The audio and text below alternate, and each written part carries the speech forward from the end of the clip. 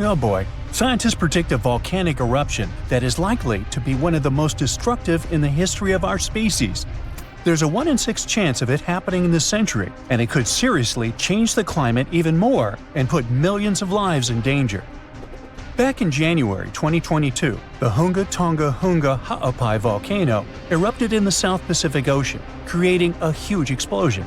It sent tsunamis all the way to Japan, North America, and South America. Tonga itself was hit hard, with damage costing nearly 20% of the country's entire economy.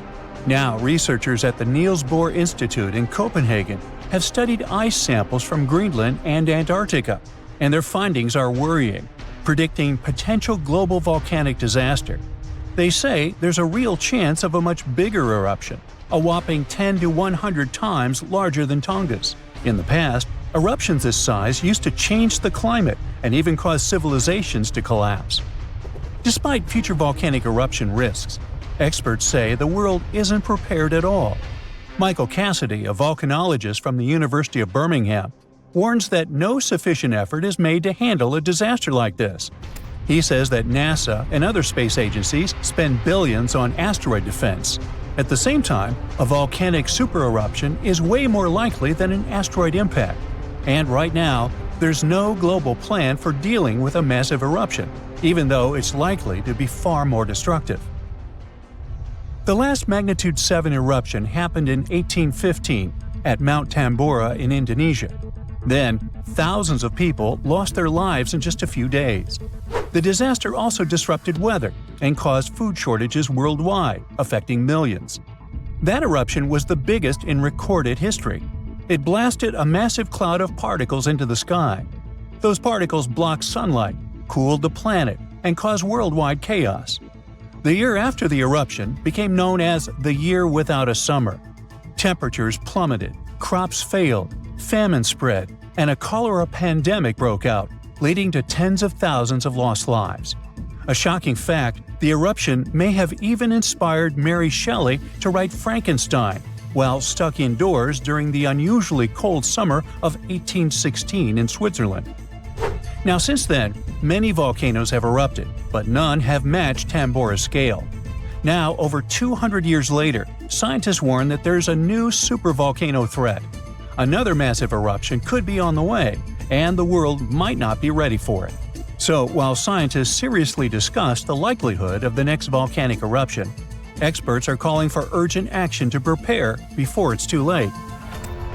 So the thing is, a massive volcanic eruption today could be even more devastating than the Year Without a Summer. Unlike back then, we're already dealing with all kinds of weather changes and a more fragile global system, which could make the effects even worse.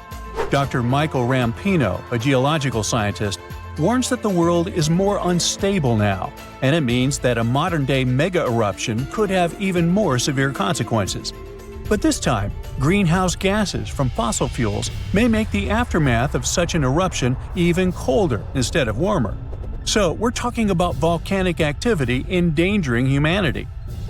Dr. Thomas Aubrey, a volcanologist, found that in a hotter, more turbulent atmosphere, the sulfur dioxide gas released by a volcanic eruption would spread faster and farther than in the past. This gas forms sulfate aerosols, which reflect sunlight and cause global cooling. Because these tiny particles would be more evenly distributed, they'd have a stronger cooling effect than in 1815. Another atmospheric scientist at Cambridge explains that the size of these airborne particles matters. It affects how they absorb sunlight, and in a future warmer climate, an eruption could make the surface cooling stronger by 15%. At the same time, there are still many unknowns. Scientists from the University of Geneva say that we're only beginning to understand the full impacts of such an event. It's also difficult to precisely estimate future volcanic eruption risks, since we have very little data on older eruptions. So, to understand past volcanic activity, researchers analyze ice cores from Greenland and Antarctica, as well as ancient tree rings. Those act as historical records of weather changes. These measurements suggest that several eruptions in the past few thousand years temporarily cooled the planet by about 2 to 2.5 degrees Fahrenheit. One of the most catastrophic examples is the 1257 Somalis eruption in Indonesia, which was so powerful that it likely triggered the Little Ice Age. It was a period of global cooling that lasted for hundreds of years. More recently, the 1991 Mount Pinatubo eruption in the Philippines slightly cooled Earth for a few years. Because this eruption happened in the satellite era, scientists were able to measure exactly how much sulfur dioxide was released and how it affected the atmosphere. But even with modern tools like satellites and seismic instruments, scientists still have difficult times forecasting the next big volcanic eruption. Luckily, even though we can't predict the exact timing, we can study worst-case scenarios to help authorities prepare. This includes creating evacuation plans and stockpiling food in case of global crop failures caused by volcanic cooling. The changes in weather patterns might make volcanoes more active. Melting glaciers can reduce pressure on underground magma, which will increase the chances of an eruption. Plus, more extreme rainfall, which is becoming more and more common, can seep into volcanic cracks and cause powerful steam-driven explosions. It can affect both active and dormant volcanoes. Because of these risks, researchers are now mapping volcanoes that are the most vulnerable to climate change. Their studies show that the highest supervolcano threat comes from such areas as Iceland, Chile, and Indonesia. Those are places where glaciers are melting quickly or rainfall is increasing dramatically. A 2022 study found that 716 volcanoes worldwide, that's about 58% of all known active above-ground volcanoes, could be triggered by extreme rainfall, increasing the likelihood of another mini ice age. Now let's get back to that Hunga Tonga Hunga Ha'apai eruption that occurred on January 15, 2022. Scientists have confirmed that it created the highest plume ever recorded. The volcano, located underwater in the South Pacific, sent an ash cloud 187,000 feet high. That's higher than any previously recorded eruption. What makes this eruption even more remarkable is that it was the first to ever reach the mesosphere. It's the third layer of Earth's atmosphere. The mesosphere begins at about 160,000 feet above Earth, where meteors start burning up and creating shooting stars. To measure the plume's height, researchers from the University of Oxford and RAL Space used data from 3 geostationary weather satellites. Before this, the record for the highest volcanic plume was held by Mount Pinatubo's 1991 eruption in the Philippines, which reached 131,000 feet high. Interestingly, this kind of measurement was only possible thanks to modern satellite technology, and a decade ago, no one would have been able to do this. Another volcano we should mention in relation to a potential global volcanic disaster is located on Iceland's Reykjanes Peninsula. Its latest eruption happened in November of 2024, leading to evacuations in nearby areas. The eruption began just after 11 p.m. with little warning. The volcano released orange lava from a nearly 2-mile-long fissure. Authorities ordered evacuations for about 50 homes and guests staying at the Blue Lagoon Spa Resort, a popular tourist destination southwest of Reykjavik. While air travel was not affected, officials still warned of potentially dangerous gas emissions spreading across parts of the peninsula, including the nearby town of Grindavik. Grindavik, home to 3,800 residents, has repeatedly witnessed volcanic activity, and past eruptions even damaged its infrastructure and forced evacuations. For example, in August 2024, a 2.5-mile-long crack opened at the Sunthunkangigar crater near Grindavik. It led authorities declaring a state of emergency as lava flowed in multiple directions. Fortunately, Iceland's meteorological office reported that the latest eruption was significantly smaller than the one in August. Geophysics experts conducted aerial surveys and figured out that the situation appeared less intense than the previous eruptions. These days, Grindavik is not at risk, but the possibility of further developments cannot be ruled out. Scientists predict more volcanic eruptions. Did you know that the Pleistocene era was a really important time in Earth's history? It's when the last ice age happened, and glaciers covered a lot of the planet. This period of time lasted for about 2.6 million years, and ended around 11,700 years ago. What's even cooler is that modern humans, like us, had actually evolved during this time and had spread all over Earth before it ended. There were also some really fascinating animals that lived during the Pleistocene, like woolly mammoths and saber-toothed cats. Unfortunately, many of them went extinct at the end of this era. Earth has had some pretty wild weather patterns over the last 2.4 billion years. Although the planet is mostly ice-free, we now cycle in and out of freezing ice ages. During these glacial periods, temperatures drop and huge areas of the planet get covered in ice. It all starts with a bit of snow, which then builds up over time. The ice reflects sunlight, making things even cooler. The result? Vast glaciers that slowly move toward the equator, changing the landscape as they go. And when the ice melts, sea levels rise again, and everything changes all over again. In total, there have been at least 5 ice ages so far. The first one was so intense that the whole planet turned into a huge snowball. Right now, we're actually in the middle of an ice age, but we're currently in a temporary warm spell that started around 11,000 years ago. These warm periods are called interglacials, and we're not quite sure how long they last. There are still massive ice sheets covering Antarctica and Greenland that hold 75% of Earth's fresh water. When these finally melt, it'll mark the end of the current ice age. Earth's temperature is affected by something called the Milankovitch cycles. Basically, the amount of heat we receive from the sun changes over years, decades, and millennia because of Earth's orbit, tilt, and axis angle. There are 3 different patterns to these cycles. The first is called eccentricity, which is all about the shape of our orbit. The second is obliquity, which has to do with the tilt of the Earth. And the third is precession, which is like a wobble as Earth spins. Depending on where we are in these cycles, we might experience colder or warmer temperatures. But other things, like the position of continents and the atmosphere, also play a role in our planet's fate. For example, our planet's orbit is not quite circular. It's actually a bit elongated, shaped almost like an egg. That means we're sometimes a little closer or farther from the sun, depending on the time of year.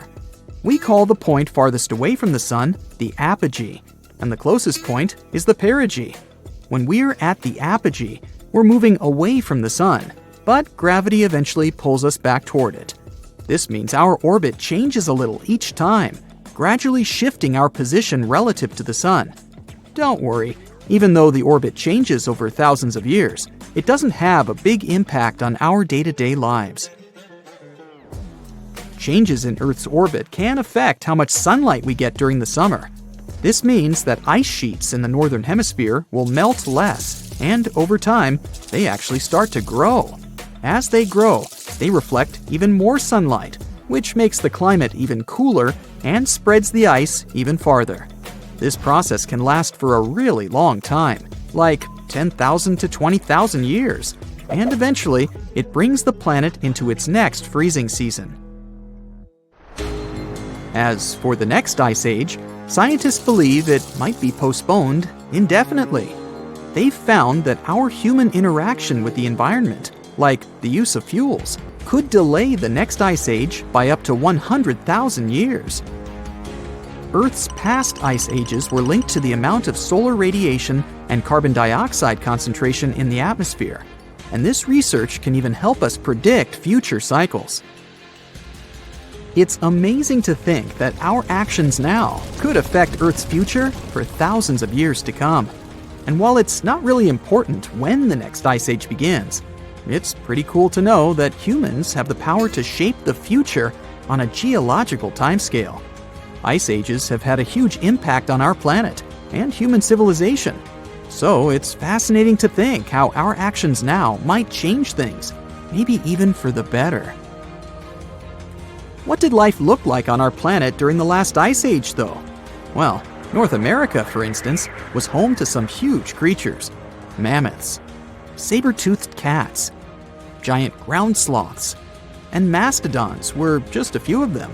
And get this, even Europe had an 11-foot tall flightless bird that weighed almost as much as a polar bear. Meanwhile, down under in Australia, there was a giant lizard that lived in all sorts of habitats during the same time period. Even though some animals from the Pleistocene era aren't around anymore, you might recognize many of those that are still around today. In Alaska, for example, you can still find brown bears, caribou, and wolves. People just like us actually lived through the Ice Age too. Our species, Homo sapiens, has been around for about 300,000 years. And we've spread all around the world since then. Some of our ancestors stayed in Africa during the Ice Age and didn't feel the full effects of the cold. And others ventured out into other parts of the world, even into the chilly glacial environments of Europe. Our early relatives, like the Neanderthals in Europe, and the mysterious Denisovians in Asia, were also around during this time. Although they seem to have gone extinct before the end of the Ice Age, it's pretty amazing to think about all those different hominids that roamed Earth during that period.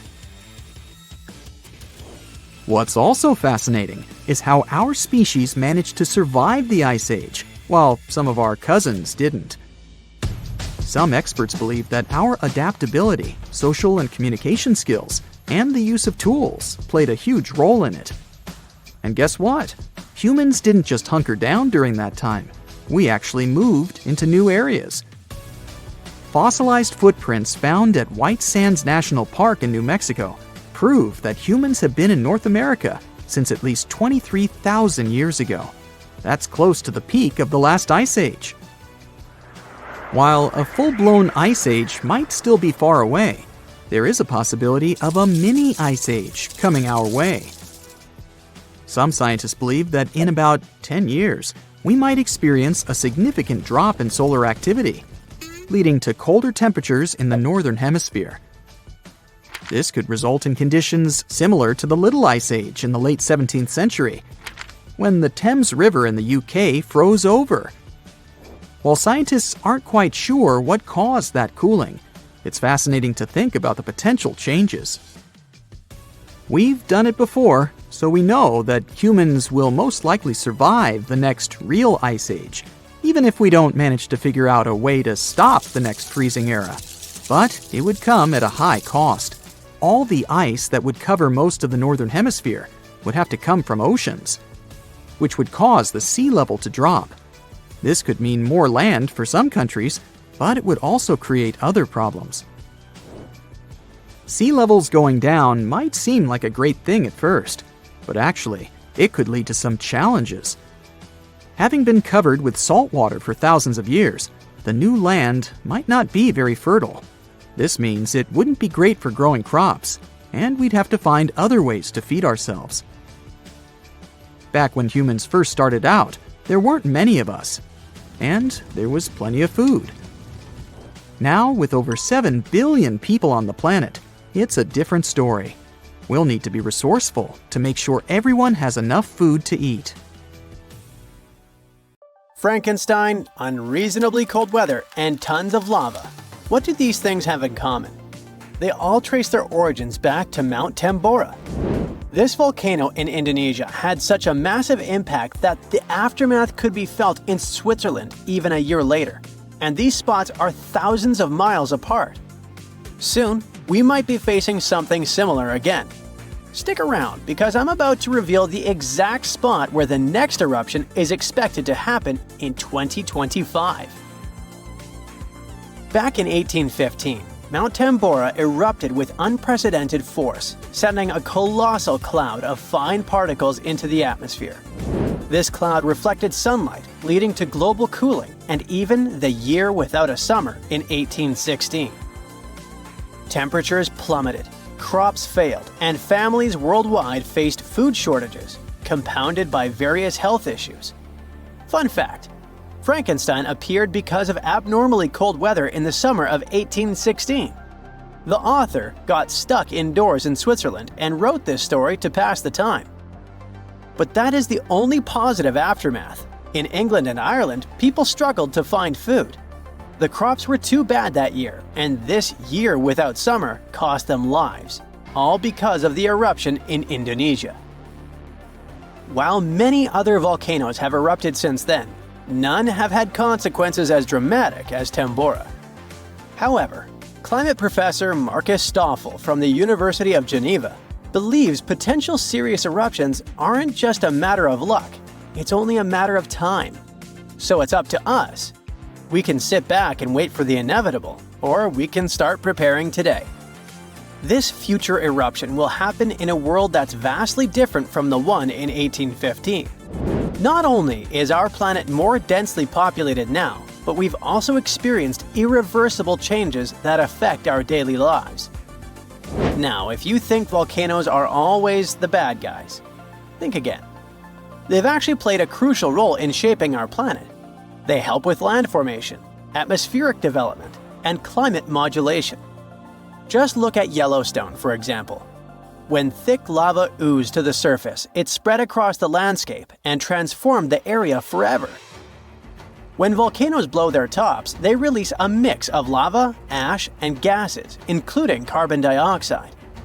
But don't worry, compared to the emissions from fossil fuels, the amount from volcanoes is pretty tiny.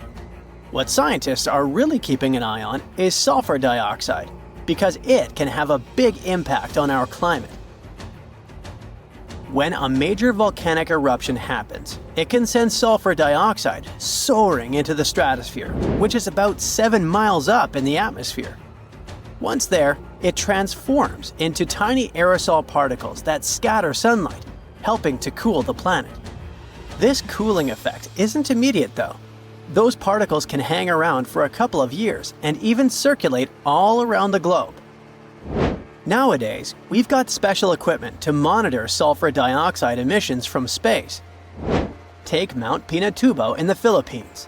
During its eruption in 1991, it released around 15 million tons of sulfur dioxide. Now, while that's a lot, it wasn't quite as massive as the eruption of Tambora. Still, Pinatubo managed to lower global temperatures by about 0.5 degrees Celsius for several years. Tambora, on the other hand, dropped average global temperatures by about 1 degree Fahrenheit. I know what you might be thinking. That's not much, but trust me, it makes a difference. If the planet warms up by just 1 degree Fahrenheit, it could really mess with sea levels. Experts think we might see a rise of up to 8 inches by the end of this century. This could wipe out a lot of farmland and coastal habitats, which would be a huge blow to many communities. So maybe a volcano eruption that can cool off the planet is like a natural mechanism helping us out?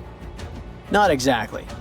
While it does cool the planet off, don't get tricked into thinking it's the kind of coolness our planet needs.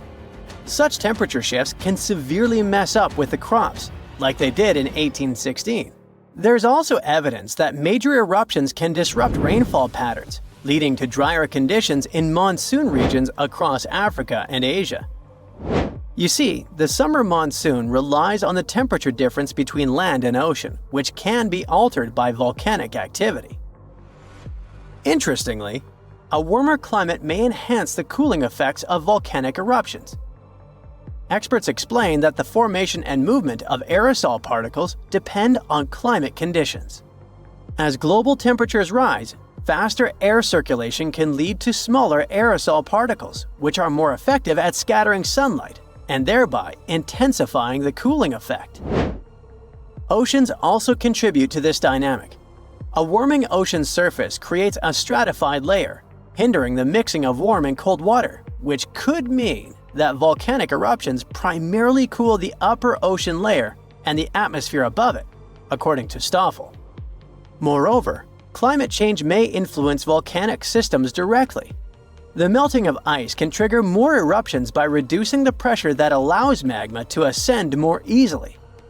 Additionally, increased rainfall associated with climate change can seep into the ground and interact with magma, potentially sparking eruptions.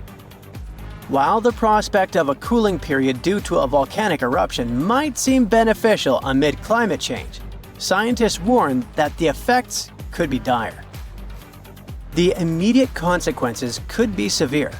particularly for the estimated 800 million individuals residing near active volcanoes. A major eruption could devastate entire cities.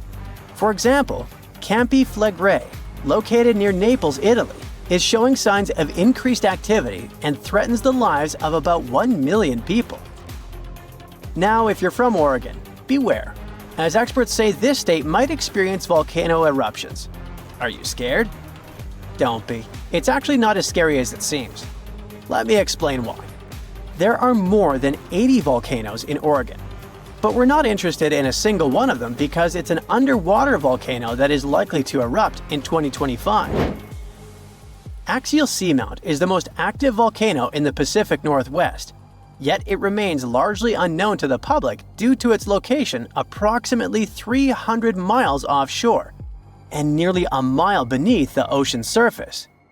While its upcoming eruption is expected to pose no threat of a tsunami or significant land-based earthquakes because of its depth and distance from the Cascadia Fault, the data gathered from studying its eruptions can enhance our monitoring of potentially more hazardous volcanoes. Let's call it a friendly eruption, shall we? In reality, predicting eruptions is a complex endeavor. We often encounter alarming headlines, such as, "Yellowstone is about to erupt." Should we take these claims seriously? Not really. Yes, Yellowstone sits atop an active supervolcano that has experienced 3 major explosive eruptions in the past 2.1 million years.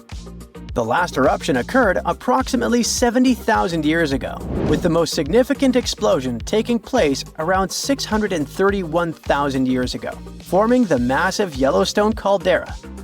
Naturally, many people are curious about whether Yellowstone will erupt again and when that might happen.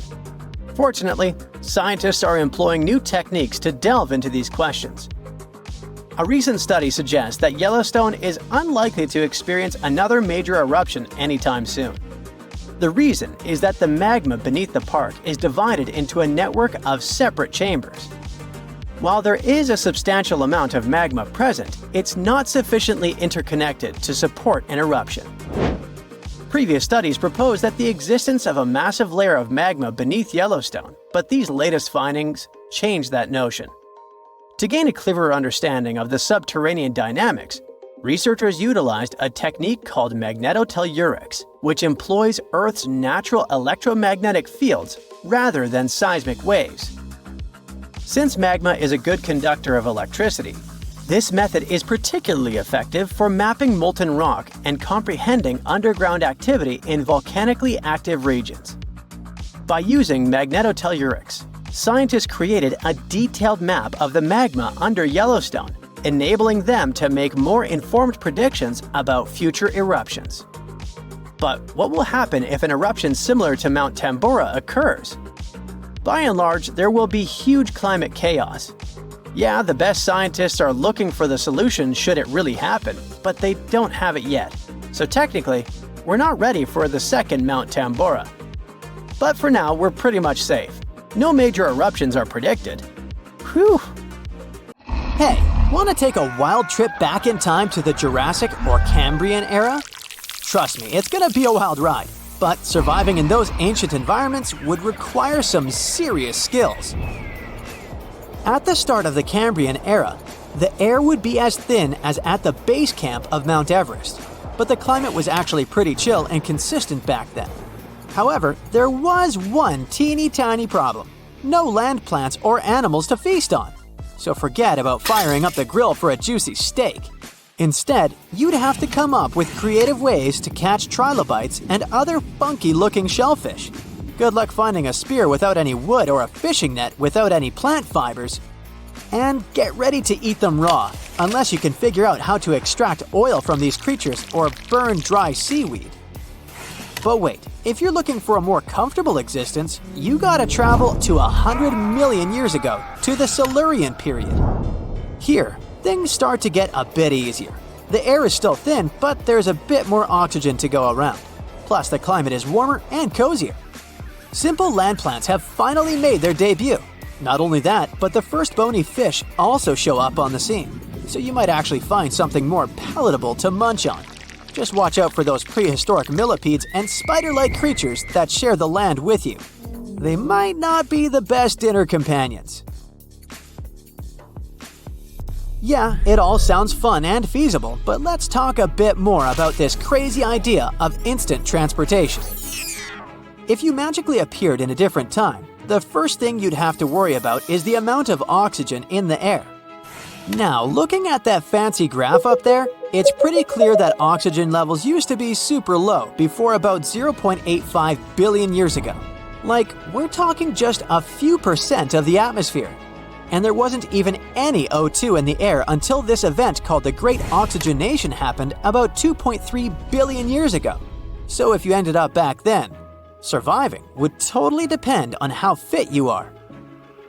If the oxygen concentration was less than 10%, you'd probably pass out, but not pass away.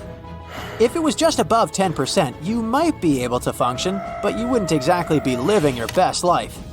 Based on oxygen alone, it seems like you could survive if you showed up around 0.75 billion years ago, give or take a few million years. Now let's talk about the cool stuff on land.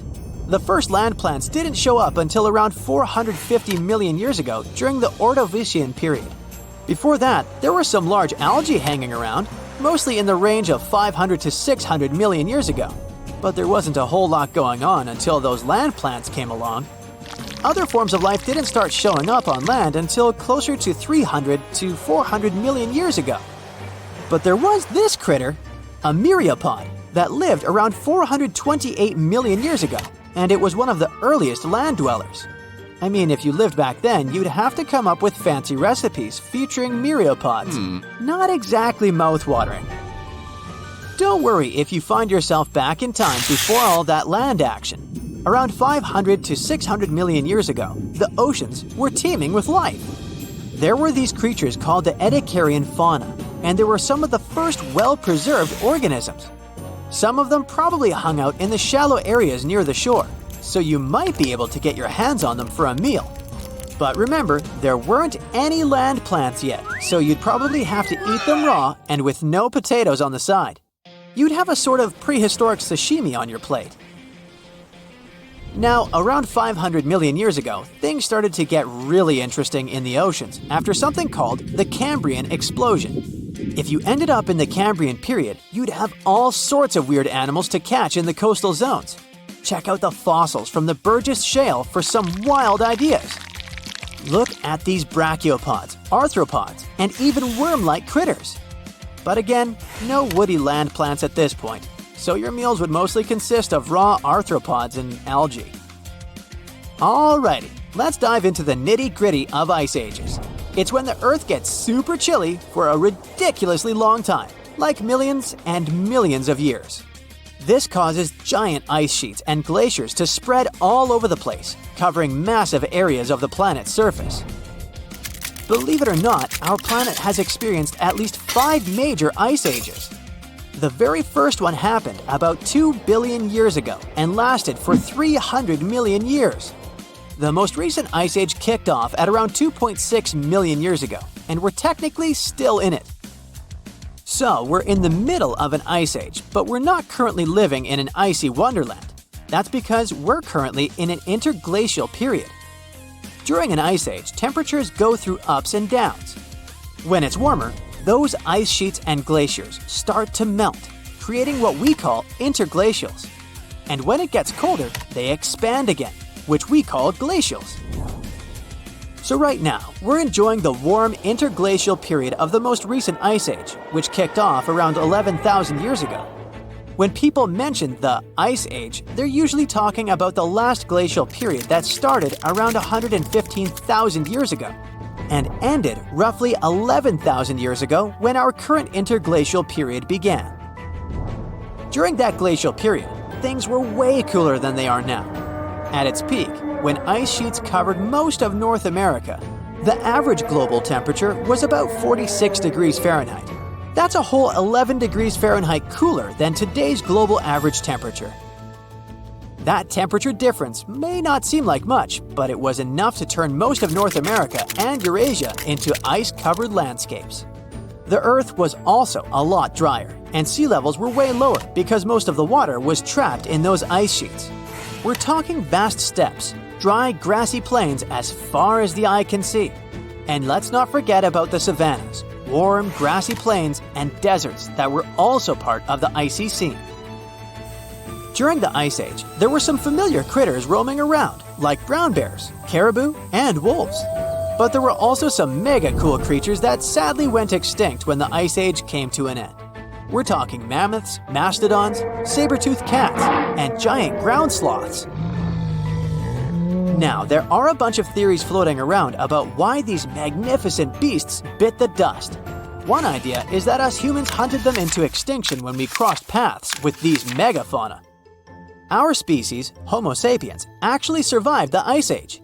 We've been kicking it on this planet for around 300,000 years now, starting out in Africa and then spreading our awesomeness all over the globe. Some of our ancestors stayed put in Africa and didn't experience the full icy effects. Others ventured into different parts of the world, even braving the freezing cold of Europe's glacial environments. But we weren't the only ones out there. At the beginning of the Ice Age, there were other hominids, our closer relatives, scattered across Eurasia. We had the Neanderthals chilling in Europe, and the mysterious Denisovans hanging out in Asia.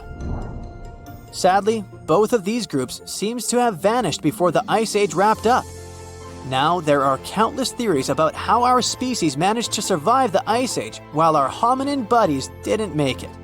Some believe it's because we're ridiculously adaptable and used our social skills, communication, and nifty tools to our advantage. And get this, humans didn't just hunker down during the Ice Age. Nope, we explored new territories and made ourselves at home.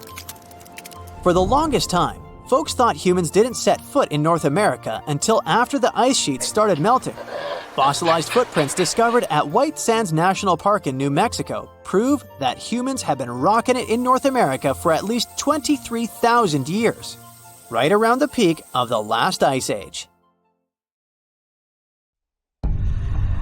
Day 1.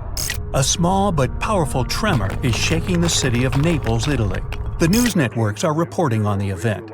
The experts believe that Mount Vesuvius, the stratovolcano on the Gulf of Naples, will explode soon. But when? It's erupted many times in the past. In fact, that's how it got its shape.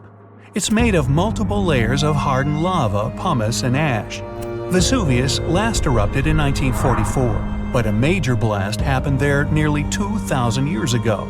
It buried the Roman towns of Pompeii and Herculaneum and decimated the surrounding areas.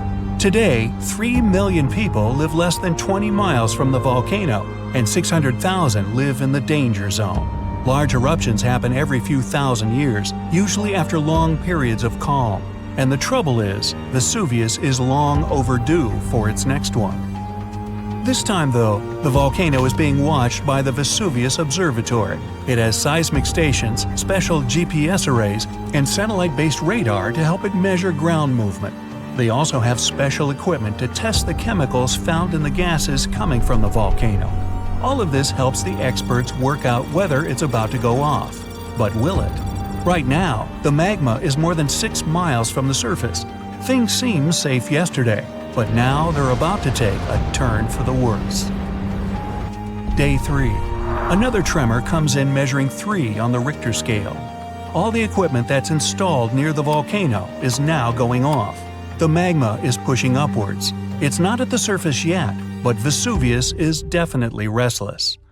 2 more tremors follow in the afternoon. They don't feel like regular earthquakes, and geologists can see the difference in their seismographs. Volcanic quakes register about 4 to 5 less on the Richter scale. Now, the experts are sure it's just a matter of days or weeks until the volcano erupts. Some volcanoes can be restless for months or even years before they go off. But that's not how it goes with Vesuvius. Day 4. The ground starts to crack open, as if a giant creature is trapped in the Earth's crust and is trying to desperately get out for some air. Steam escapes from the little cracks in the soil. Certain areas are hotter than others. If you went there, it would feel like you walked straight into an oven, and it would be hard to breathe. Some sheep got too close to the mountain and passed out. When the farmer found them, he almost collapsed too, not from the heat, but from the gases. Carbon dioxide and hydrogen sulfide are being released into the air. The entire area around the volcano smells like rotten eggs, and many of the forest animals are now staying clear. The nearby trees have been absorbing these gases from the soil for days on end now, and they're starting to turn brown. The carbon dioxide levels in the area are skyrocketing, and all the detectors are beeping constantly. Day 6. The tremors are getting more frequent. Experts at the Vesuvius Observatory monitoring the volcano say the quakes are coming from the magma that's being pushed upwards. A few hours later, the national emergency alert goes out. Thousands of local people have around 15 days before the volcano erupts, and they need to evacuate their homes. The 600,000 people in the danger zone start to pack their suitcases and leave in cars and trucks. There's chaos everywhere. But in all that disorder, some people are standing still. They look around, trying to understand what's really going on. A few of them are taking photos of their homes. Others are streaming all the confusion on social media. But the senior citizens are just standing outside, looking at their houses one last time. They hope this is all just a false alarm. It's happened before, but who really knows? Day 7. It was a sleepless night. Plenty of the locals have already left. Some good people from other towns drive to the area to help the residents evacuate faster. There's a massive traffic jam, but everyone expected it. This is why the evacuation started early. Ferries, trains, and buses have canceled their services to help the evacuees. They're all working on a tight schedule to make sure everyone gets out safe without any delays. Some people refuse to leave, but their neighbors eventually convince them to go. It will take 7 days to evacuate everyone, and these people will spread out to other areas of the country, not just to the nearby safe regions. Day 10.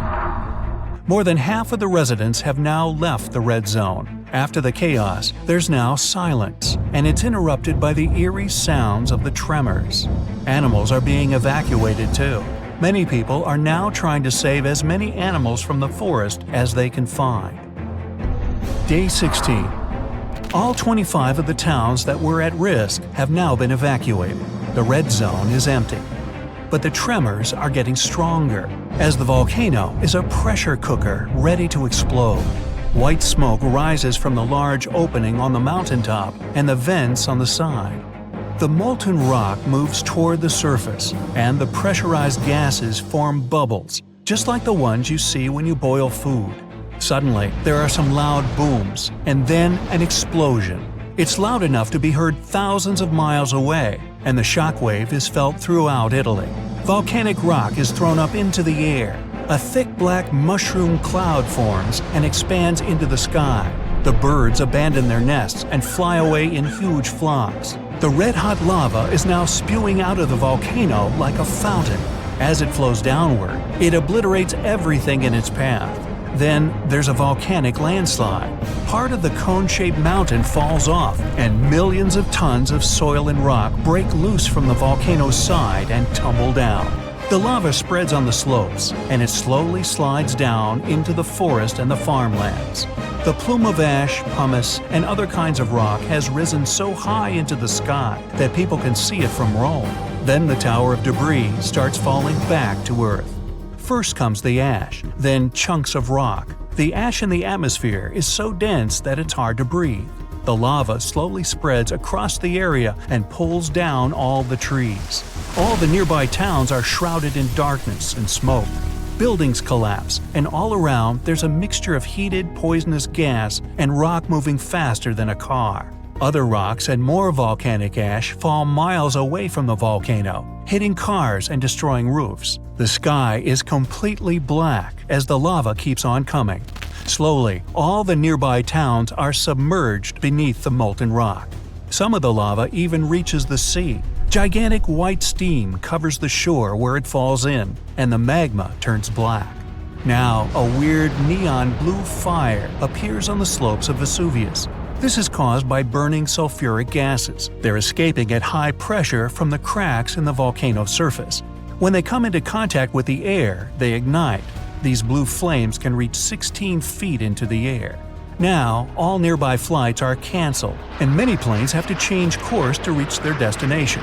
Ever since the national alert, no planes have been allowed to fly over the volcano. The clouds of volcanic ash can damage jet engines and other plane components. The water supply is now contaminated by streams of volcanic ash, and it smells unbelievably bad. In just a short amount of time, all that magma has made entire towns vanish. Only the roofs of taller buildings can be seen. After the big and explosive eruption, there are some smaller and quieter ones. At this stage, nobody knows if the volcano has stopped erupting yet, and absolutely no one can go anywhere near the area. 10 years later. Most parts of the red zone are now hidden under hardened but still warm lava, including the ancient site of Pompeii. Some people have started to forget about what happened. Others have begun their new lives elsewhere, and some don't even want to think about what happened to their old homes. But several of them are counting the days until they can go back. 100 years later. You're walking in what appears to be a wasteland of volcanic ash. You suddenly realize that you're standing on top of your great-grandparents' town. Everything is now submerged under a thick carpet of solidified lava. But below it all, just about everything is still intact, completely frozen in time. So, you notice anything weird? Recently, there have been alarming changes in the water levels in different parts of Yellowstone Lake. At the same moment, the water level can be rising on one side of the lake and falling on the other. Ooh, it looks as if the lake basin gets lifted by some underground forces. Can it be a sign of a looming disaster? Geysers, mud ponds, and hot springs turn Yellowstone National Park into some extraterrestrial world. And all these wonders are fueled by a mighty supervolcano. Supervolcanoes produce super eruptions. When it happens, they launch more than 240 cubic miles of ash, molten rock, and hot gases up into the air. To make it easier to imagine, 4 super eruptions could fill the Grand Canyon to the brim. The Yellowstone giant was thought to be responsible for at least 3 enormous eruptions and countless smaller ones. In that region, the volcanic deposits are scattered over tens of thousands of miles. Scientists believe they had been created by many weak eruptions. But after doing more research, experts found out these deposits had been left by 2 previously unknown super eruptions. Those probably took place about 9 and 8.7 million years ago. This discovery means that the area around the Yellowstone volcano used to face a super eruption every 500,000 years. But over the last 3 million years, the hotspot has seen only 2 super eruptions. It makes scientists believe these catastrophic events are slowing down, or just maybe one is overdue. Anyway, if the Yellowstone supervolcano went off with as much power as it had 2.1 million years ago, it would spit out more than 588 cubic miles of boiling lava. That's more than 4,500 times the volume of Sydney Harbor. That's a lot of lava. Whether it's likely to happen or not is another question. There's no doubt that something is going on with the volcano. The water level changes in Yellowstone Lake mean the caldera is lifting under the surface. And the caldera is what's left over after a volcano erupts and then collapses. The Yellowstone caldera is not just going up, creating a dome-shaped uplift. It also moves up and down in a kind of breathing motion. It might be because the magma is seeping into the crust, or because this magma is heating up the Yellowstone hydrothermal system, making it expand and raise the crust. Yellowstone has the status of an active volcano. Its volcanic explosivity index is 8 out of 10. Such a high number means that if this volcano erupted, it would be an apocalyptic event. Right before the disaster, the ground around the national park would lift. Geothermal pools and geysers would heat up to boiling temperatures and get more acidic than usual.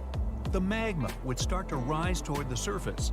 At some point, the rock roof of the magma chamber wouldn't be able to resist anymore, and the explosion would kick off. A massive column of lava and ash would shoot up to a height of over 16 miles. After that, the volcano would keep pumping ash for days on end. The mixture of lava, ash, and gas would be hotter than 1800 degrees Fahrenheit. It would travel through the area at a speed of 300 miles per hour, faster than a racing car. The air near the center of the eruption would heat up to 570 degrees Fahrenheit. One of the most dangerous consequences would be ash fallout. Volcanic ash can turn into glassy cement within seconds after being inhaled and getting in the lungs. People and animals would have problems with breathing. Okay, so that's an understatement, just so you know. Buildings would start to collapse under the weight of this dense substance. It would take just several days until a 10-foot layer of ash covered the territory of about 50 miles around the center of the eruption. After the ash got into the stratosphere, the temperatures all over the world would start to drop. If the eruption was rich in sulfur, an effective sunblocker, it would get so cold there would be no summer in the entire world for the next several years. The monsoon seasons would change. Agriculture would face serious problems. There would be issues with food supplies. Over the past 50 years, the Yellowstone caldera has risen almost 2 feet. It shouldn't alarm you, though.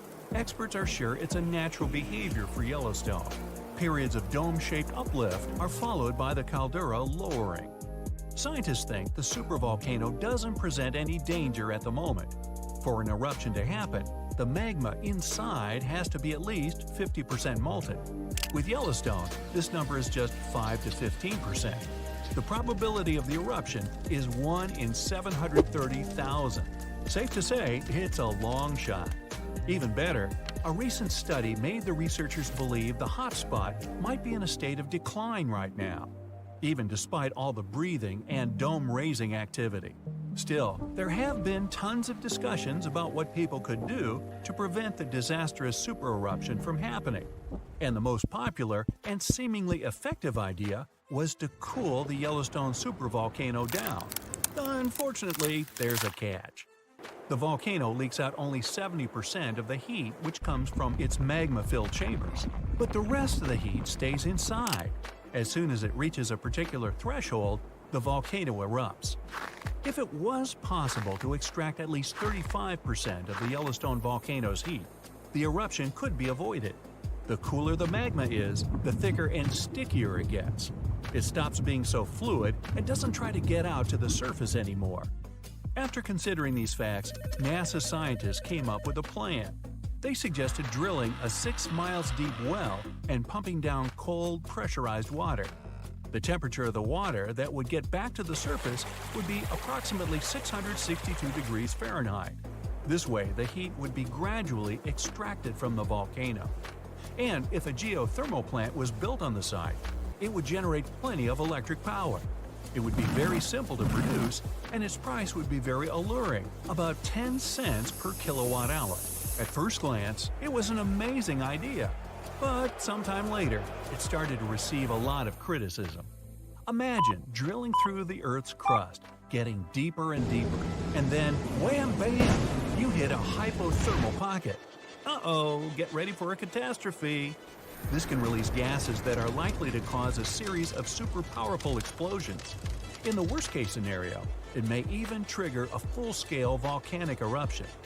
Now, you already know about its catastrophic outcomes, from fountains of lava and avalanches of molten rocks to climate changes all over the globe.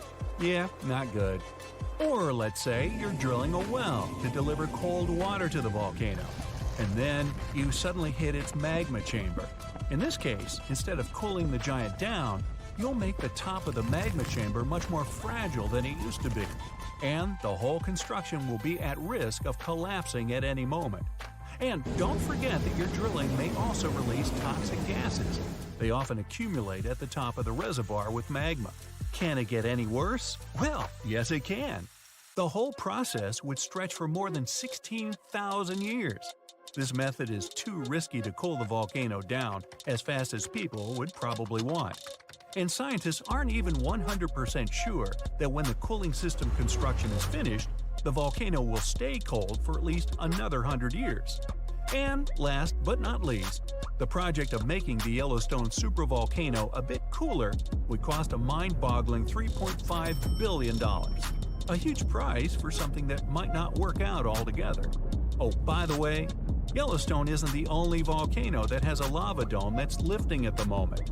Lava domes are created when magma gets to the surface and then gathers around the vent. Scientists have found one of those inside an underwater volcano in Japan. This dome is more than 2,000 feet high and more than 6 miles wide.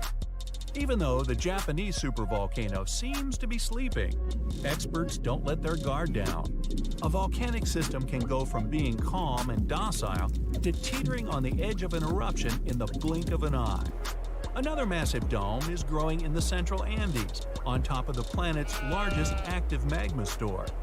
The Altiplano Puna Plateau, well, there's a tongue twister, and where the dome was found, is the second highest plateau in the world, and the dome itself is more than half a mile tall. You might wonder how come experts have known nothing about this enormous uplift until recently. The answer is simple. It was hidden within the plateau. It's an arid region littered with volcanoes, and it stretches for thousands of miles. Yep, another case of hiding in plain sight. Okay, watch your step now. Millions of gallons of hot magma are gathering in one flow and rising thousands of miles to the surface of our planet. A massive fracture in a tectonic plate shakes the ground and fills the air with a loud hum. Fire, gases, lava erupt from the dark, unexplored depths of Earth's crust. A planetary-scale catastrophe has just happened, and no one's noticed it. Now imagine you're having fun on a luxury yacht, somewhere in the southwestern Pacific Ocean, drinking cocktails and sunbathing. At this moment, one of the most powerful volcanic eruptions in the planet's history is happening right below you. But you don't feel anything. You don't even drop your glass.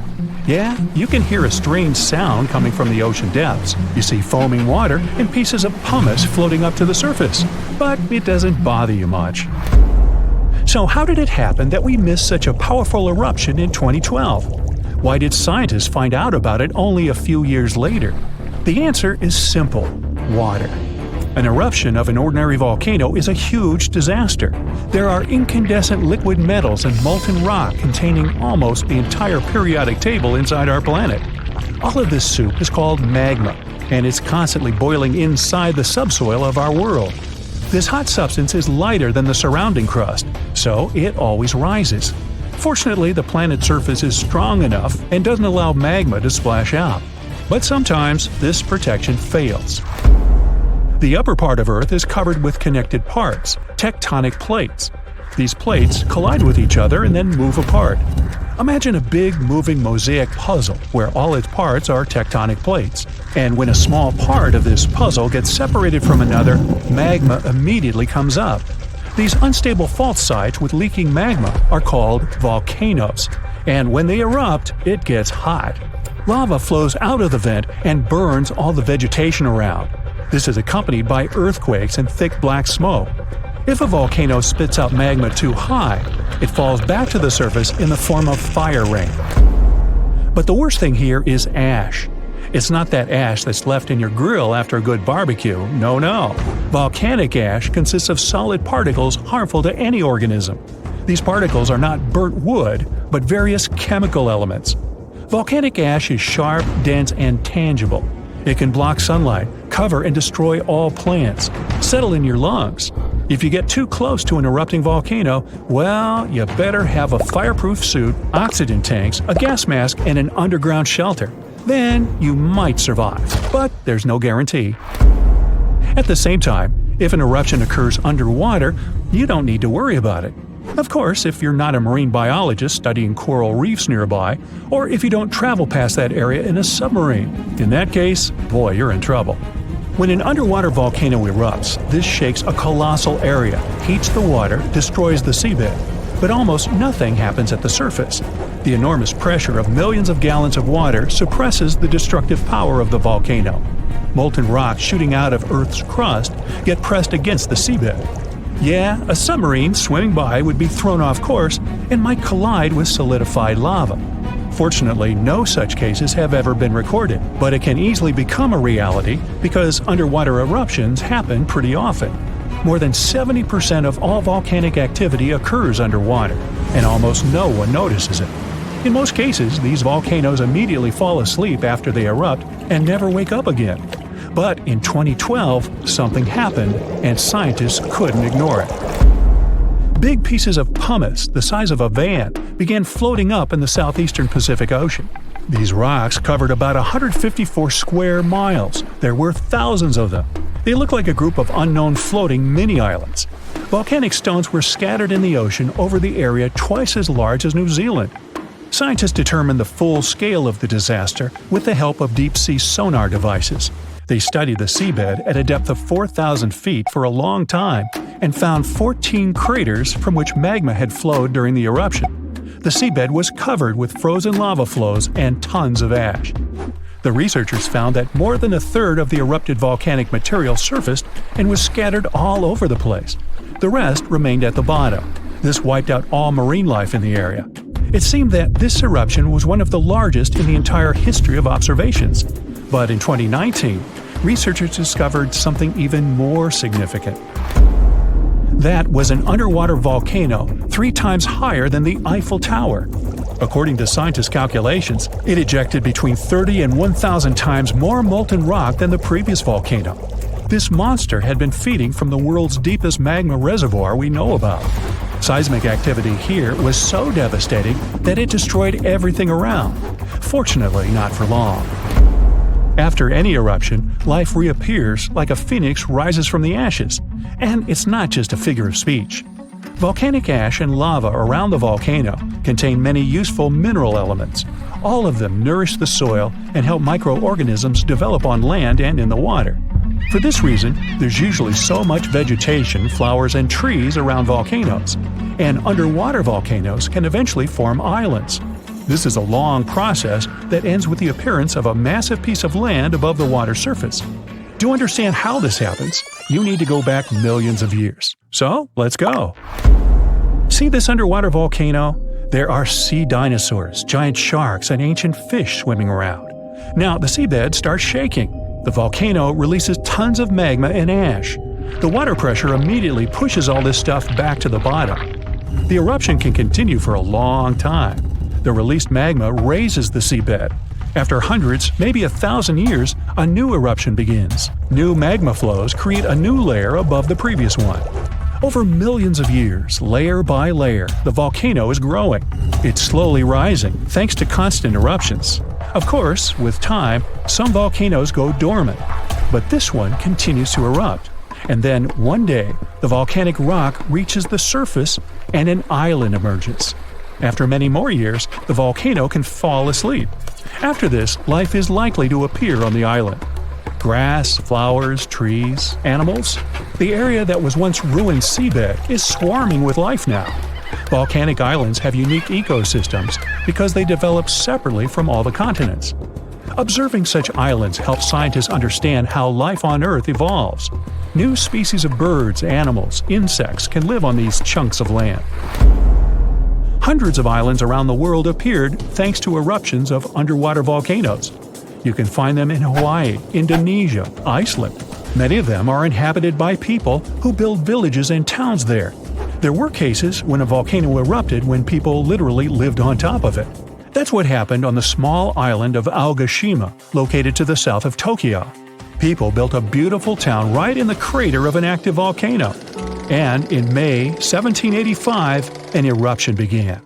Nobody expected this to happen. At some point, thousands of birds rose in the air and flew away from the island. Then the ground began to shake. A heavy, low sound shook the air. Thick smoke appeared above the top of the green volcano. The crater started spitting dirt, huge rocks, and red-hot pieces of magma into the sky. The disaster lasted several weeks. People somehow managed to evacuate. Then, finally, the volcano calmed down. After that, a long process of recovery started. The inhabitants of the town rebuilt houses, roads, infrastructure. More than 200 years have passed since that moment, and during this time, the volcano never woke up. And despite the risk of a new eruption, people continue living there. The population is growing. Many people from other cities and countries come to live there. The main reason everyone loves this place is that it looks like a paradise. Nobody wants to leave the island. There are thermal springs where you can bathe, dense jungle with many beautiful animals and trees. The soil is rich, and you can grow tasty fruit and vegetables there. The water near the coast is swarming with fish. Every day, you can enjoy the incredible landscapes of the island.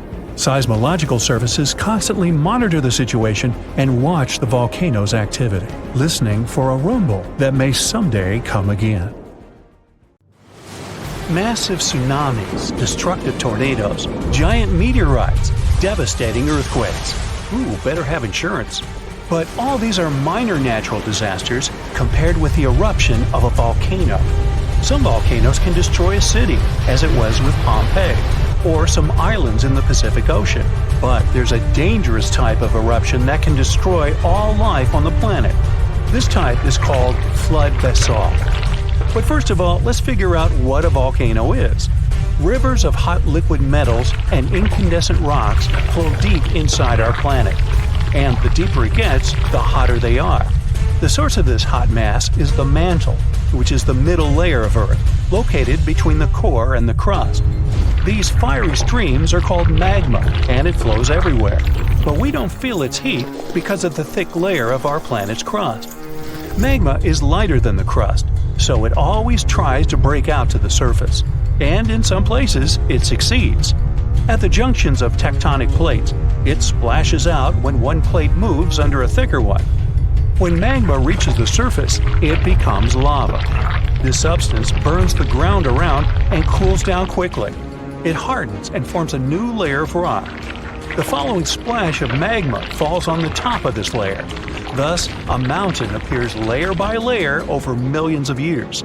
And in its mouth, a fault of tectonic plates splashes out magma. This mountain is called a volcano. It spits lava and ash into the sky, then falls asleep and wakes up again during seismic activity.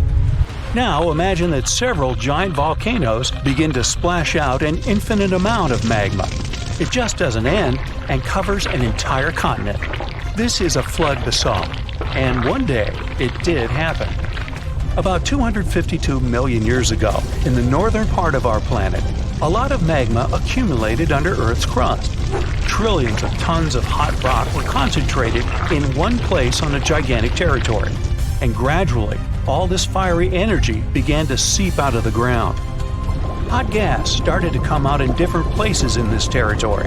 The ground shook endlessly, and the crust rose hundreds of feet, all pointing to the approach of an imminent catastrophe. And then, at some point, magma began to pour out. Giant fountains of fire burst out of the ground. Do you know these geysers in Iceland? So imagine the same things, but dozens of times higher and with hot lava and ash instead of water and steam. The ash and lava flows were so strong that they reached the clouds. Under Earth's crust, there was a gigantic bubble of magma, and it squeezed out fiery jets under the pressure of rock and ground. The rift was getting bigger. Magma was flowing out everywhere. It began to fill the entire North Continent. The flood of lava spread wider and wider. The streams of molten rock seemed endless. Layers of molten basalt rock overlapped one another, forming a giant tsunami of lava 160 feet high. It poured out of the ground for hundreds of thousands of years, flooding forests, rivers, lakes, and meadows. At the same time, billions of tons of volcanic ash rose into the sky, which could lead to a volcanic winter, since sulfur dioxide in the ash reflected the sun's rays. This might have lowered the temperature on the continent by several degrees. Then, dust and ash probably condensed and formed giant clouds that watered the surface with toxic acid rain. But after that, the cooled lava formed a giant thick shield, preventing magma from seeping out of the endless fire bubble. The global catastrophe was over, but only for a short time. Trillions of tons of magma were still flowing under a thick layer of solid basalt. The fiery rivers couldn't reach the top, so they spread out to the sides. As a result of this expansion, huge nets were formed under the thick rock. They ran in different directions like a spider web and heated Earth's crust. Gases started coming out from under the surface again. More and more energy accumulated there until an explosion of unimaginable force occurred. In addition to magma, carbon dioxide and ash escaped to the surface. They filled the atmosphere and caused the greenhouse effect. The temperature on the whole planet increased by several degrees. This release provoked another catastrophe that began in the ocean. There were deposits of methane, an explosive gas, on the seabed. Under ice-cold water, the methane was frozen and harmless. But the greenhouse effect in the atmosphere warmed up the entire ocean. Millions of tons of methane began to rise to the surface. This gas is more potent than carbon dioxide. Therefore, when it hit the atmosphere, the temperatures on Earth increased again. The whole globe turned into a hot sauna. In previous cool and humid places, the temperature reached those of a modern Sahara. Of course, most animals and insects couldn't survive such a cataclysm, but ocean life took much more damage. The heat and methane reduced the amount of oxygen in the ocean. Fish and other marine life couldn't survive in such conditions. New problems appeared when anaerobic bacteria started to multiply in non-oxygen water. They fed on methane and carbon dioxide and released hydrogen sulfide, a toxic substance that poisoned water even more. About 75% of land animals and 95% of the ocean's inhabitants went extinct. This flood basalt eruption was the only disaster in the planet's history that destroyed almost all plants and significantly reduced the insect population. Several species of the hardiest animals managed to survive in these conditions. The planet took about 10 million years to recover completely. After that, evolution began a new process of developing life. And here are two pieces of news. The bad one is that flood basalt will happen again and will be no less devastating than 252 million years ago. The good news is that it will happen in hundreds of millions of years. But when that happens, humanity will need to be prepared. It will start on the ocean floor. First, lava fountains miles high will begin boiling the water and emit sulfur dioxide into the atmosphere, where it will reflect sunlight. Along with ash and magma, a massive amount of water vapor will rise into the air. Livestock won't survive, and people will have breathing problems. Acid rain and increased humidity caused by the evaporation of the oceans will lead to the corrosion of buildings. All flights will be canceled. People will have to wear gas masks. Many animals won't be able to handle this eruption, but humans will adapt quickly. But then another and another eruption will follow, and this endless catastrophe will soon deplete the resources of humanity. Plants and trees won't recover so fast, and oxygen production will be significantly reduced. Let's hope that humanity will have colonized other planets, including those outside the solar system by that time. And now, let's jump back to the present.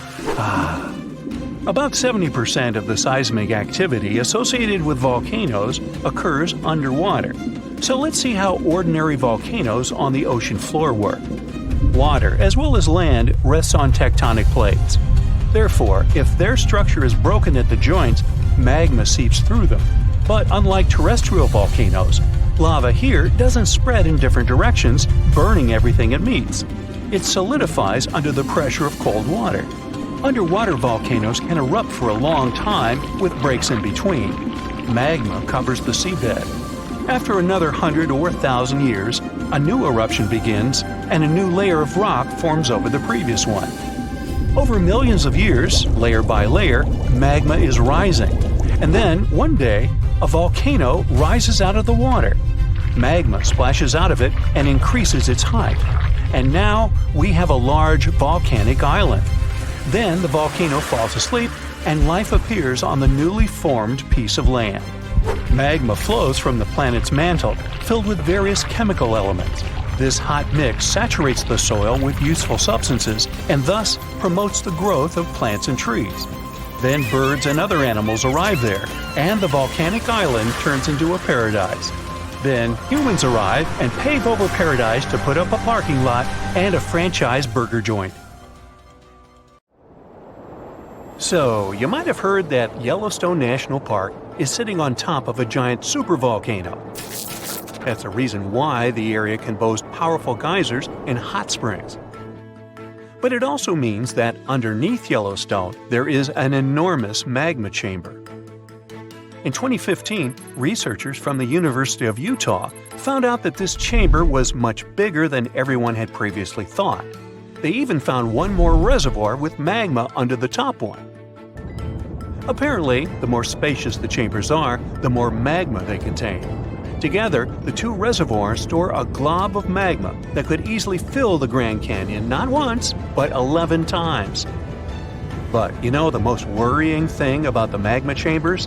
They tend to push against the ground above them. As a result, the land in Yellowstone rises about 1 to 2 inches a year. On top of that, Yellowstone has the status of an active volcano, and its volcanic explosivity index, yes, there is one, is 8 out of 8. Such a high number means that if this volcano erupted, it would be an apocalyptic event. To put it into perspective, the eruption of Pinatubo in the Philippines in 1991, which is considered the most powerful in living memory, was given a mere 6 on the volcanic explosivity index. Ha, loser. Now, let's figure out if there's anything to worry about. In March 2023, the University of Utah seismograph stations recorded 354 earthquakes in the entire region of Yellowstone National Park. Sounds like a lot. But keep in mind that the most impressive event of the month was a mini earthquake of magnitude 3.7. It was part of a swarm of 106 earthquakes that began on March 29th and continued until the end of the month. Yep, earthquakes apparently also come in swarms, so be aware. Experts say that Yellowstone's seismic activity is, well, kind of more active than usual, but it's really nothing serious. A geophysicist working at Yellowstone Volcano Observatory called Michael Pollan claims that the volcano won't erupt anytime soon. For this to happen, there must be enough magma ready to erupt beneath the surface. Whew. There should also be enough pressure to cause this magma to rise. But neither of these conditions exist today. According to the expert, Yellowstone is stable now. At the same time, Pollan and his team are keeping track of all kinds of underground activity, looking for warning signs of possible eruptions. Some of them can be the frequency of earthquakes and ground deformation. Thousands of mini earthquakes, coupled with extreme changes in the surface of the ground in that area, can be alarming. The team also monitors the temperature of the park's thermal features. That's another noteworthy sign of a potential disaster. Park-wide changes in geyser activity, as well as gas and thermal emissions. So, despite the media claims that Yellowstone is due to erupt soon because the last eruption happened 70,000 years ago, that's not how volcanoes work. Experts say that it's one of the most popular misconceptions about volcanoes. They don't follow timelines. If a supereruption did happen, though, the most worrying thing for us would not be the lava flows, and not an earthquake that would most likely accompany the natural disaster. No, the worst consequence of such a supereruption would be ash and ashfall. Let's have a look at what it was like when the Yellowstone volcano erupted many years ago. There have been at least 3 supereruptions in the history of the volcano. The most powerful of them was 2,500 times more devastating than the terrifying eruption of Mount St. Helens in Washington state in 1980. As for the most recent supereruption, it was dubbed the Lava Creek eruption. It formed the Yellowstone caldera after spewing out an insane amount of dust, volcanic ash, and rock into the air. Recently, scientists have also learned about 2 other previously unknown supereruptions that happened around 9 and 8.7 million years ago. The younger of the 2 is now considered to be the largest recorded event of the whole Snake River Yellowstone volcanic province.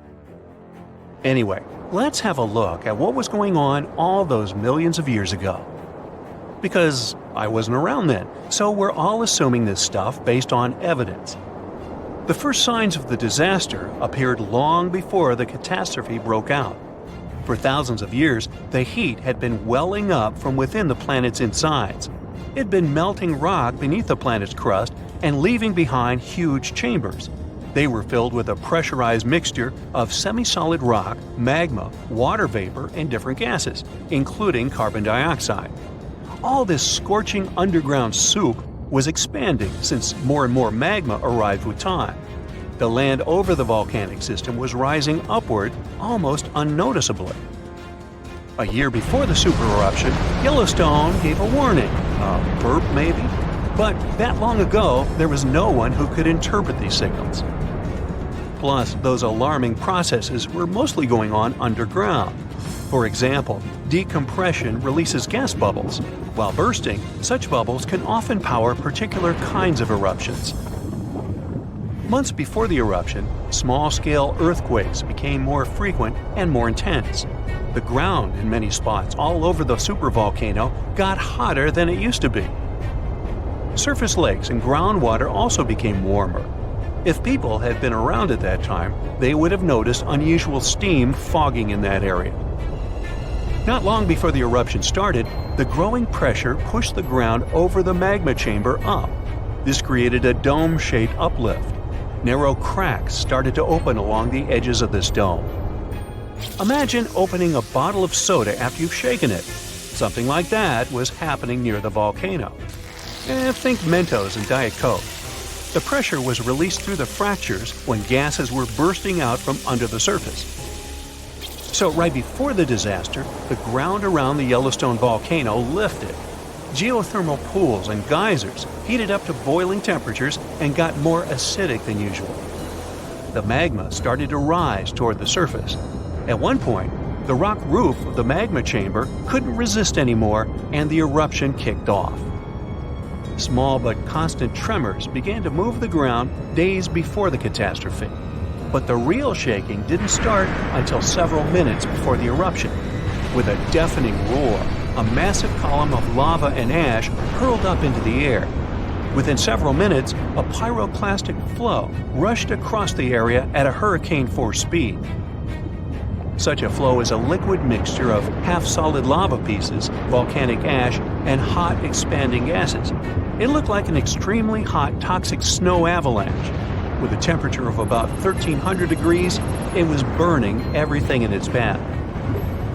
The volcano kept pumping ash for days on end. For all living creatures, ash fallout was one of the most dangerous consequences of the eruption. Volcanic ash turns into glassy cement within seconds of being inhaled.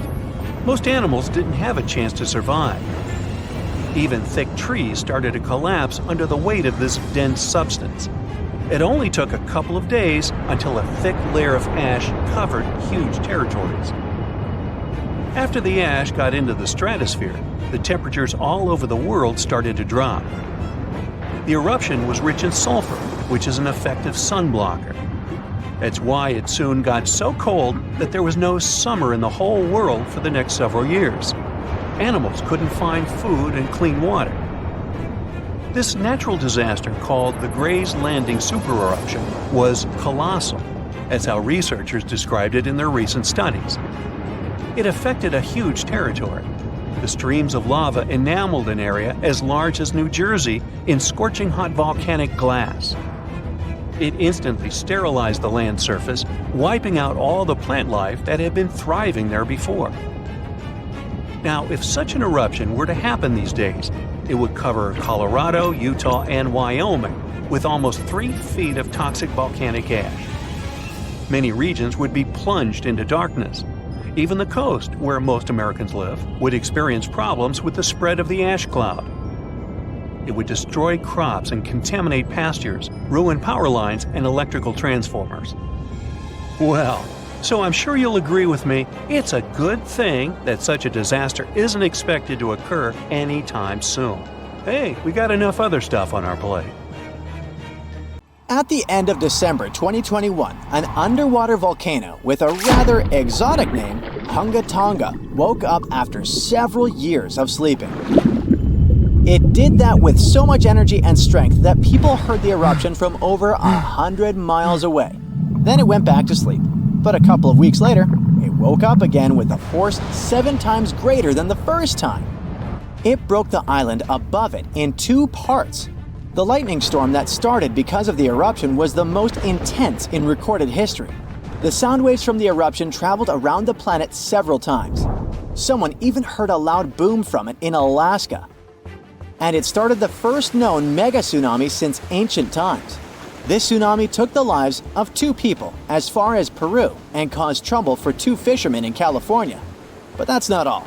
This eruption could change the weather patterns on Earth for years. You may see the first proof in the summer of 2024, which is forecast to become much wetter than usual. Scientists believe the eruption was caused by gas building up to a critical point.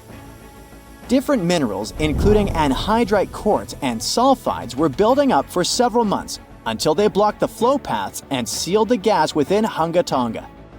Normally, when a volcano erupts, the fumes cause a temporary cooling effect on Earth's surface. But Hunga Tonga's eruption was different. It didn't produce much fumes, but released a massive amount of water vapor, roughly equal to 60,000 Olympic swimming pools. The intense heat of the eruption turned huge amounts of seawater into steam, which then blasted high into the atmosphere. All that water vapor ended up in the stratosphere, a layer of the atmosphere that's too dry to form clouds or rain. Scientists don't have any observations of volcanic eruptions like Hunga Tonga to predict its effects on our weather patterns. They can't tell exactly how long these effects might last either. This is because the only way to measure stratospheric water vapor is with satellites, which have only been around since 1979, and there hasn't been an eruption similar to Hunga Tonga in that time. Experts from different countries started analyzing satellite data right after the Hunga Tonga eruption. They wanted to find out how long water vapor would stay in the stratosphere, where it would go, and, most importantly, what this would mean for the planet. The first big result of the eruption, at least partially, was a huge hole in the stratosphere that was hanging on for several months in 2023.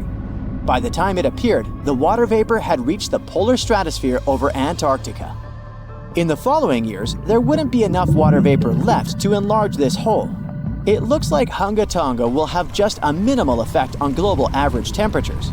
But there are some surprising, lasting regional impacts. One of the scientific models forecasts colder and wetter winters for northern Australia until about 2029. In North America, it predicts warmer winters, and Scandinavia could have even colder winters. This is just one study though, and one approach to understanding how the eruption of Hunga Tonga can change our weather. We do have at least one example from history when a volcano eruption changed the world. Over 2 centuries ago, in 1815, Mount Tambora erupted and caused the year without a summer. In the following year, the winter was unusually cold and wet weather across Europe and North America. A recent study confirms that 1816 wouldn't have been this cold without the volcanic eruption. The immediate effects of the eruption were catastrophic, with tsunamis destroying homes, claiming 10,000 lives and 80,000 more who fell ill in the aftermath. The eruption of Mount Tambora was one of the strongest in the last 1,000 years. It had ejected an enormous amount of sulfur dioxide into the stratosphere, which quickly spread across the world. It resulted in the coldest year in at least the last 250 years. In May, frost wiped out most of the crops in New York, Massachusetts, New Hampshire, and Vermont. By June, heavy snow covered the ground in Albany, New York, and Dennisville, Maine, and New Jersey had 5 straight nights of frost. The cold continued into late summer, which should have been the harvest season. In July, lakes and rivers were still frozen as far south as northwestern Pennsylvania, and frost stayed in Virginia until late August. Temperatures would drop from above normal summer highs to near freezing within just a few hours. The weather was completely unpredictable. Prices of food skyrocketed. The cost of oats for horses, which were the main mode of transportation, also rose sharply. Some people believe this situation inspired Carl Drees to invent the bicycle in 1817 as an alternative transportation method.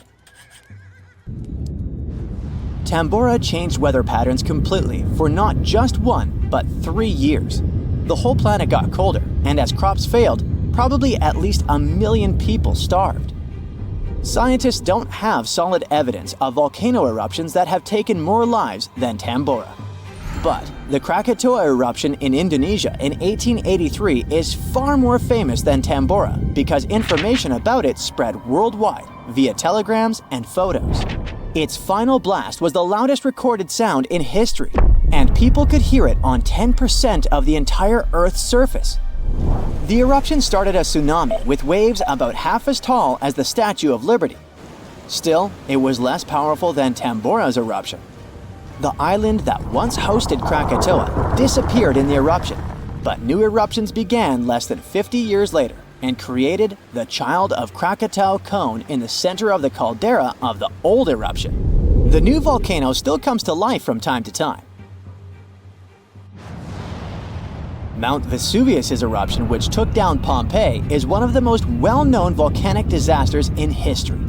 It took around 2,000 lives, much fewer than Tambora. According to a famous Roman author of that time, the eruption lasted 18 hours. Pompeii was covered by a layer of ash and pumice that was thicker than twice an average human height. The nearby coastline also changed dramatically. In today's world, the after effects of volcanic eruptions are often more dangerous than the eruption themselves. Thanks to advances in technology, we can now predict volcanic eruptions more accurately and use safety measures like evacuations and flight cancellations. But there's still a lot of risk that changes in weather patterns and drought all over the world, especially in areas like India, East Asia, and East Africa that are affected by monsoons. Volcano eruptions can also have effects you wouldn't probably expect, like the evolution of dinosaurs. These guys were once the size of cats, waiting for their time to shine. It came around 230 million years ago. This time is known as the Carnian pluvial episode.